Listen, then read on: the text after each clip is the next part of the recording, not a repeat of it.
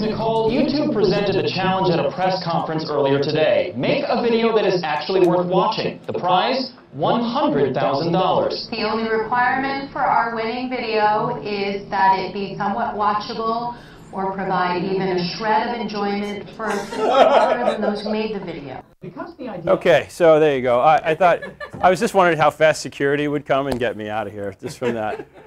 You know, that's from The Onion, you obviously, and it's, you know, it's a few years old, but that's actually a principle. I actually show that to my class all the time because it's, it really is about video production for me. You know, I teach video production at a high school in Central California, and really, when I watch things, I'm always looking for how it's cut, what it looks like, and all that. And so that's kind of what we're going to be talking about a little bit today. You know, I call it the inner Spielberg because it's really, we all have the ability to do this. We all have the ability to create great videos and do that. But do we want to take the time? And really, do we have the skill set to do that? And most importantly, do your kids have the skill set to do that? Right? There's this, you know, the idea of digital storytelling. And I kind of go around and around. And this last week, I kind of had this really this epiphany about digital storytelling. A friend of mine, and he's from Ottawa, Canada, this guy Kent Manning, he says digital storytelling is defined as a compelling first-person non-fiction narrative created by combining recorded voice, still moving pictures, and music. Great, good times. That's fabulous. It's great for a classroom, right? Great.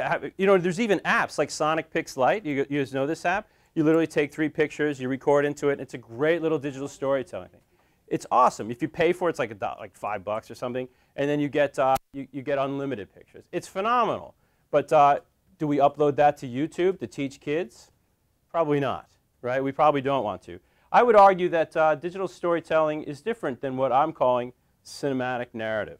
Cinematic narrative is something where you allow the pictures to tell the story. You allow the pictures, the unspoken word to come out. And we'll talk a little bit more about that.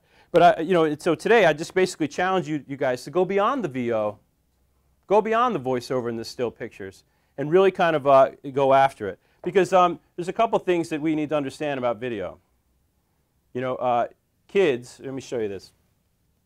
Kids have an expectation of video. A lot of times kids will upload stuff like this.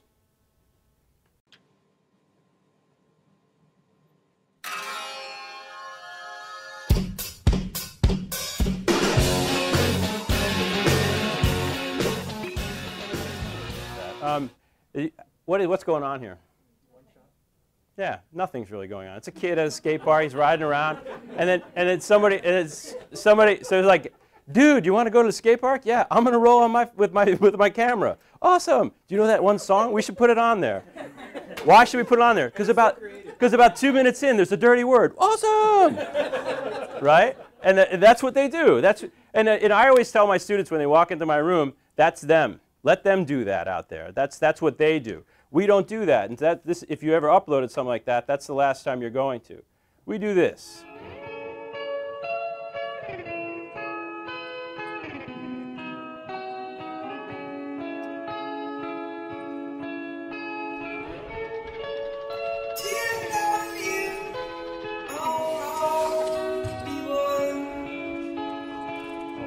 Of course, some of you on YouTube, yeah. It's phenomenal, right? What's happening here? Tell me what you just saw. We saw a movie without words about a boy who was trying to learn how to overcome his challenge of figuring out how to parkour with his bike or whatever.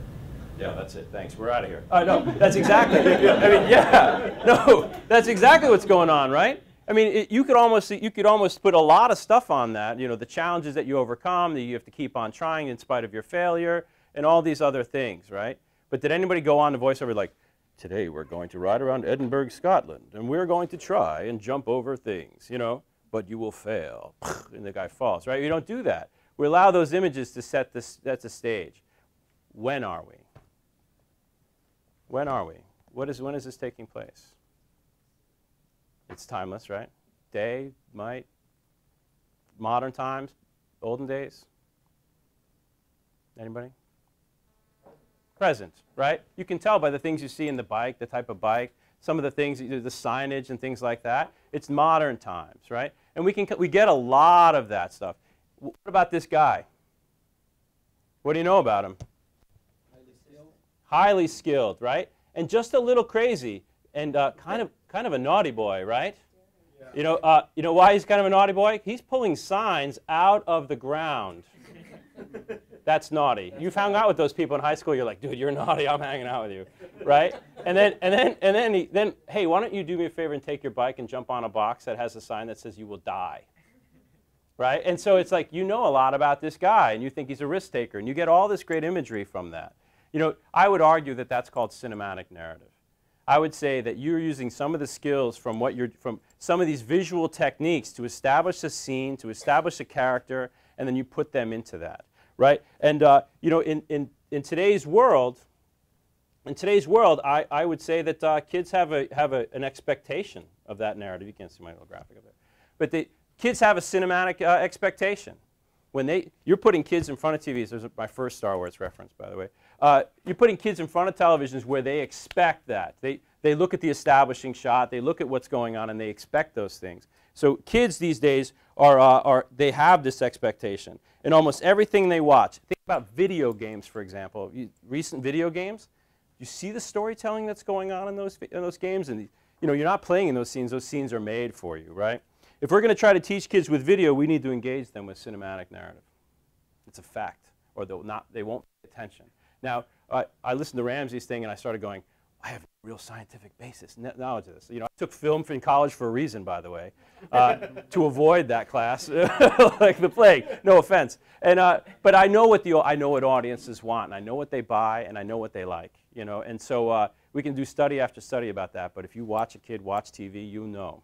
Right? And so, we need to kind of realize that. Another thing to realize is that it's not going to happen in an hour and a half. I can't teach you about filmmaking in an hour and a half. You've got to get in there, you've got to get dirty, you've got to mess it up, you've got to suck at it, and then you've got to do it again. Everybody will tell you that. Kurosawa knew that when he was 85, and so you have to understand that as well. And also, we need to understand that I'm going to simplify stuff. There's number 2. I'm going to simplify stuff a lot, right? By the way, for the record, I don't have copyright rights for that picture. I just stole it because it's so cool. So whatever you use with it, I don't know. But the thing is that we're going to simplify it a lot today. So it can go deeper, obviously. Take some film classes, you'll go there. But just realize that. And you know, why is cinema important to us? Because it's everywhere, you guys. It's everywhere we look. It's one of my favorite slides from Frank Gutler. He worked for AFI, the education section of AFI for years. And it really is about these. When we talk about visual language, and we can compare a simple shot, the shot of the shot of that sign on that electrical box, right? We compare the shot to the sentence, the scene to the paragraph, the sequence to the chapter, and so it's everywhere we look. We get cinema, okay? And so it's the same type of storytelling that we have to understand. Well, I'll kind of make it simple for you guys, okay? I'll break it down to you. There's basic elements in video production. There's a lot of different types of shots, right? The shot is a sentence. You know, the more colorful your shots are, the better your sentence sounds, right? And so when we look at shots, there are 4 you should always remember, okay? And of course, you have these slides available to you. The first one is called the establishing shot. The establishing shot is where you set, well, I'll just go through them. The establishing shot, followed by the long shot, followed by the medium shot, followed by the close-up. In that order. Look anywhere in film, and you will see it. If you go back to that video I showed you about the bike, what did you see first? Shots of buildings, Edinburgh, right? Long shot, guy riding his bike down the street. Medium shot, maybe on the bike. Close-up, the danger of going across that thin rail. Do you see that really close-up shot of the rail? That establishes that that guy's about to go over that. From the perspective we had of him on there, we didn't see that, but so they had to show it. That's a common thing. You'll see it everywhere you go. And I would challenge you to use it. And today during our workshop, you will use it with these brand new cameras you've gotten. All right? So just to kind of talk about them a little bit in detail, the establishing shot is the where and the when. This picture, you see it? When is it? Daytime. Daytime. Long shadows, maybe closer to the morning, right? So you kind of automatically, you have that expectation. You automatically know that, right? And so we basically use it to show the time of day, when in time it takes place, and where the scene takes place. It also foreshadows the next shot. Okay? Did you know you think like this? You do. You just don't, you're just not aware of it. When you're watching film and you're watching television, these are automatic processes that you come to expect. 1895, they didn't expect that. In 1895, they had plenty. The Lumiere brothers would actually show people walking out of a building.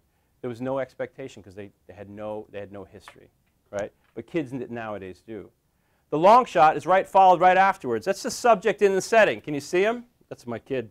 He's over there, and he's like long shot in the setting. It's a bad shot because it's kind of shadowy. But it's the character. You see the character for the first time and how the character relates to the setting, where in the setting he is, what's the posture, is he going, is he coming, is he standing around, right? The audience wants more character detail. Did you think about that? I mentioned it's my kid. Did you want to see him closer?